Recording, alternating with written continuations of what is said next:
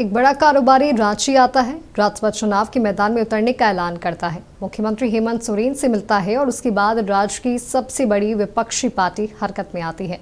नवीन जायसवाल की यहां बैठक होती है और मुख्यमंत्री से मिलने वाले इस कैंडिडेट को समर्थन देने का बीजेपी ऐलान कर देती है। परिमल नाथवानी ने जब नॉमिनेशन किया तब नवीन जायसवाल और सीपी सिंह भी रिटर्निंग ऑफिसर के केबिन में मौजूद थे। नाथवानी का दावा है कि उन्हें हर दल का समर्थन प्राप्त है और वे जरूर चुनाव जीतेंगे। झारखंड में राज्यसभा की 2 सीटों पर 18 जून को चुनाव है। शिबू सोरेन के निधन और बीजेपी सांसद दीपक प्रकाश के कार्यकाल पूरा होने की वजह से खाली हुई 2 सीटों के लिए नामांकन के आखिरी दिन 3 नामांकन हुए। पहला नामांकन जेएमएम कैंडिडेट और राज्य के पूर्व शिक्षा मंत्री बैजनाथ राम का था। बैजनाथ राम ने असेंबली में मुख्यमंत्री हेमंत सोरेन, एआईसीसी ऑब्जर्वर भूपेश बघेल, निरसा विधायक अरूप चटर्जी और बाकी लोगों की मौजूदगी में विधानसभा सचिव रंजीत कुमार को अपना पर्चा सौंपा। गठबंधन की तरफ से दूसरी सीट के लिए कांग्रेस उम्मीदवार प्रणब झा ने इन्हीं लोगों की मौजूदगी में अपना नामांकन दाखिल किया। निर्दलीय उम्मीदवार के तौर पर परिमल नाथवानी ने भी अपना नामांकन का पर्चा दाखिल किया। हमने कहा 200% हम लोग जीत रहे हैं। गठबंधन के पास पर्याप्त संख्या बल है और इसको कोई चुनौती देने की स्थिति में नहीं है। जो यहाँ मुख्य विपक्षी पार्टी है उसके पास इतना हिम्मत नहीं है कि वो अपना अधिकृत प्रत्याशी से उतार सके। कल रात को सब विधायक दल का बैठक था, महागठबंधन दल के विधायकों का बैठक था।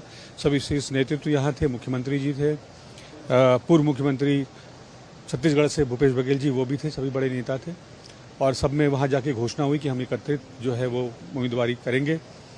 आज हमने नामांकन दाखिल किया, मिल करके हम सभी आए, सभी इकट्ठे गए, सारे विधायक, सारे मंत्री, सारे नेता मौजूद थे और इस प्रण के साथ हम यहाँ आए थे कि हम भाजपा के सारे षड्यंत्र को विफल करेंगे। बोलने पर कम, काम करने पर ज्यादा विश्वास। संभवतः प्रयास है। परिमल नाथवानी ने निर्दलीय प्रत्याशी के रूप में नामांकन पर्चा भरा है, मगर उनके समर्थन में एनडीए विधायक खुलकर सामने आए। नामांकन के दौरान मुख्य सचेतक नवीन जायसवाल, विधायक सीपी सिंह रिटर्निंग ऑफिसर के कक्ष में मौजूद थे। नॉमिनेशन के बाद नेता प्रतिपक्ष बाबूलाल मरांडी के कक्ष में एनडीए विधायकों के साथ परिमल नाथवानी ने बैठक की और उनसे सहयोग मांगा। तो मेरे लिए कोई नई एरिया नहीं है और मैंने जो काम किया है झारखंड में ये आपको सबको परिचित है।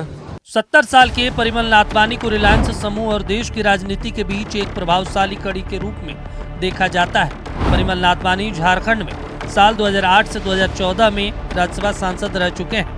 2020 में जगन मोहन रेड्डी की वाईएसआरसीपी ने उन्हें आंध्र प्रदेश से राज्यसभा भेजा। इस बार फिर उन्होंने झारखंड का रुख किया है और निर्दलीय उम्मीदवार के रूप में चुनावी मैदान में है। राजनीतिक सूत्रों के मुताबिक बीजेपी ने अपना आधिकारिक उम्मीदवार नहीं उतारने का फैसला किया है और नाथवानी को समर्थन देने की रणनीति बनाई। अगर उनके पास मनोबल था तो अधिकृत प्रत्याशी के रूप में उतारे होते। ये हिम्मत बीजेपी ने नहीं किया, उनके पास हिम्मत नहीं है क्योंकि एक तो भ्रष्टाचार की बात करते हैं, लेकिन भ्रष्टाचार की शुरुआत के लिए उनके ही कुछ सदस्य आज उनके पीछे घूम रहे हैं। भैया विधायक इंसान होता है, घोड़ा थोड़ी है। कल्पना करना बेकार है और खासकर गठबंधन में भाजपा के पास तो आंकड़े नहीं है, उन्होंने उतारा है, मतलब समर्थन दिया है। इसीलिए तो उनकी हिम्मत नहीं हुई कि अधिकृत प्रत्याशी उतारे।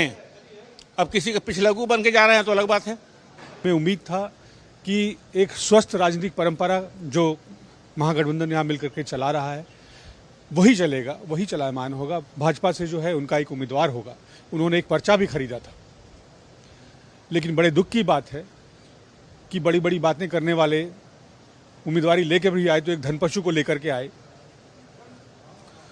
और वो अपने धन से बिरसा मुंडा की भूमि को चुनौती देने की कोशिश कर रहे हैं, यहाँ की राजनीति को मैली करने की कोशिश कर रहे हैं।